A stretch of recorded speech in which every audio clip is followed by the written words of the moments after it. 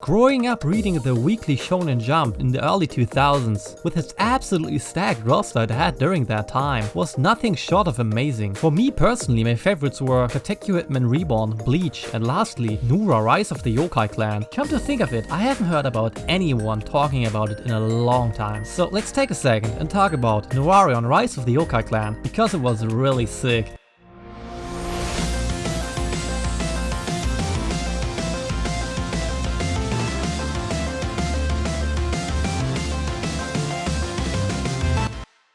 To start off, I want to talk about Hiroshishibashi, the author of the work. He studied under no other than the legendary Kazuo Koike, writer of the longest running manga Golgo 13 with over 200 volumes and 300 million copies sold. He also wrote Lone Wolf and Cub. You might know this one, it's pretty good. But this isn't all of it. He was also assistant to Araki during the serialization of Steel Ball Run. So it's about this high schooler, Riku Anura, but he's not like other shonen protagonists, because deep down, he has a demon inside. Go on, play the clip.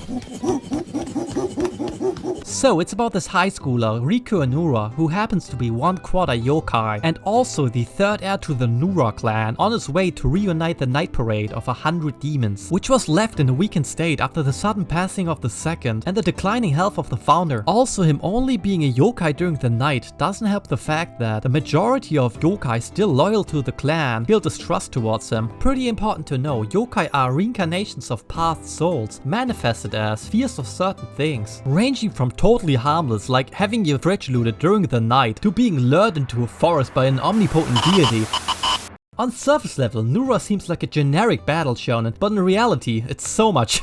Okay, who am I kidding? It's exactly that, and I fucking love it. But honestly, the way it takes more of an horror approach feels very refreshing. And can we talk about the artwork, please? Like, look at this. It's so damn good! Like, how does he do it on a weekly schedule? Same goes for his character designs, actually. They are some of the most memorable, so I'm kinda surprised not to see them every so often. I mean, I could show you this picture and you'd say, oh yeah, Nura Rise of the Yokai. Except that guy, he just looks like a Fate villain. Then you got the group shots. Oh my god, those goddamn group shots! They look so good, with the entire night parade united, ready to go to war. And then these ink brush panels, man. I'm about to faint, holy. The anime though, it's looking grim. Let's stay positive. The second opening song is a banger. It's also the best anime I've watched on my 3DS. Never mind. That's about it. It skips countless plot points and fails to capture the atmosphere that makes the manga great in the first place. The pacing of the already slow start of the series is even more horrendous. And also, it just doesn't look that good. Ah, now it makes a lot of sense. Yeah, the first few chapters of Nura are rough, just like many shonen during that time period. From ordinary life bits with characters that are just not that compelling compared to the way more interesting yokai, to the Monster of the Week format, which was fine back then, but after countless hours of farming brain rot, watching YouTube shorts, surprisingly difficult to get invested in. Adding to it that the first mini arc is, as they say nowadays, kinda mid. Hey yo, did someone mention Black Clover? Not gonna lie, after I reread the first 6 volumes, to say it was difficult to stay invested without a real narrative is an understatement. Going forward into the first major arc, Hiroshishibashi got to establish a long-term narrative to some degree, just to make us readers give a fuck, to put it bluntly. So my expectations heading into the Kyoto arc were high, to say the least. Maybe too high, since he couldn't meet them. He succeeded them.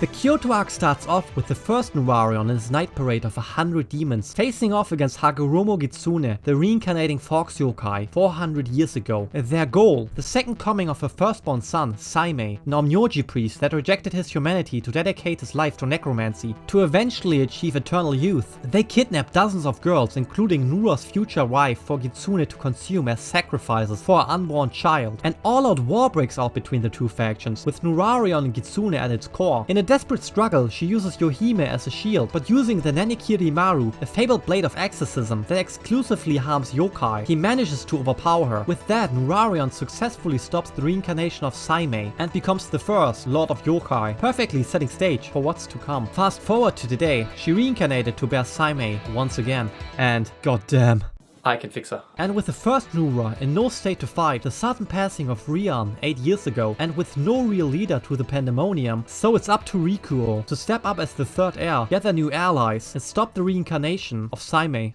Let me tell you, this arc is amazing. It's one of these make it or break it arcs that define a series. With Gitsune's involvement with both previous Nura, but also the approaching reincarnation of Saimei, which is in Battle of Time like one of my favorite tropes in all of manga. Can we start doing them again, please? Actually, during its run in 2010, Nura was the 9th best-selling manga of the year, outselling many amazing and genre-defining manga that went down as some of the greatest. And also Toriko. Okay, before Rikuo heads off to Kyoto to face off Hagoromo Gitsune, we stop by Taonao Village, where we get introduced to the power system of this world. Let me explain. I have no fucking idea how all of this works. I try to get it, but I'm just too stupid. Anyway, let's continue. Here he learns the technique of disguise and illusion, Yokai Suigetsu, and also have the yokai of Taonao join Rikuo, and oh yeah, he is literally me. Kyoto already at chaos with Hagoromo Gitsune at its center. With every sacrifice, Saimei's reincarnation approaches closer. The only way to stop her is to overtake the 8 shrines of Kyoto, shatter the barrier the one she resides in, and seal the Fox yokai. Leads to one of the best fights in the series happening, with the entire Yokai Clan facing off against Tsushigumo, a yokai fabled calamity itself. To no one's surprise, he dismantles the entire Yokai Clan with little to no problem. Up until Rikuo uses his newly acquired ability, the Matoi, a tag team all-out attack, which utilizes the infinite power of drip. Kurotabu's Matoi Pitch Black Dance is my personal favorite by a long shot. With little to no time left, the final showdown at Nyo Castle begins. Riku Anura against Hagoromo Gitsune. I've already said it, but Kurotabu's Matoi is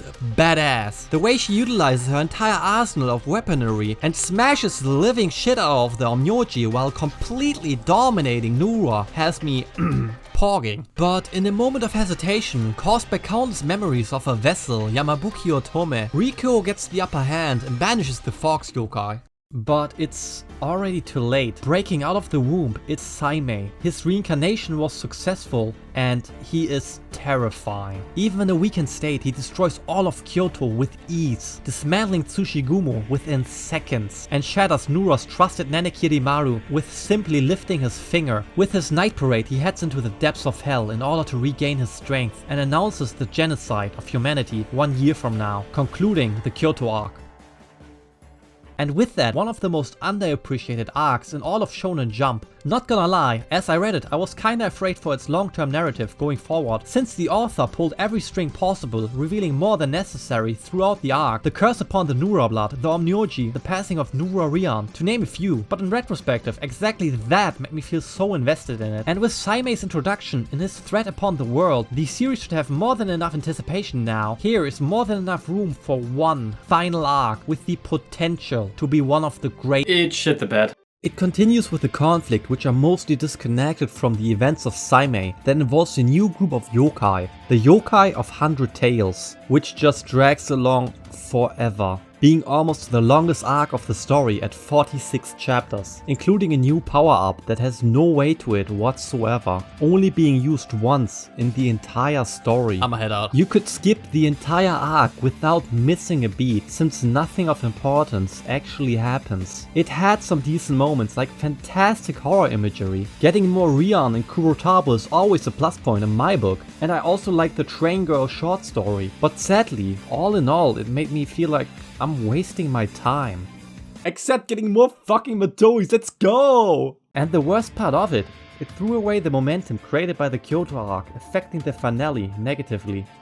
The final arc of Nura is insanely rushed, which leads to it not living up to its incredibly high potential, which is sadly not an uncommon practice for a Weekly Shonen Jump manga. To be honest, it's actually the majority at this point. You could speak at some sort of a curse. I mean, I wouldn't even be surprised if the conclusion of One Piece was horrendously bad. I did a severe and continuous lapse in my judgment. The pace of the arc also feels terrible. There's just so much exposition crammed into every single page, and it feels tiring. Meanwhile, the process of preparing the Nanekirimaru, the only weapon that can possibly harm Saime, happens in a single page. That's half the rent.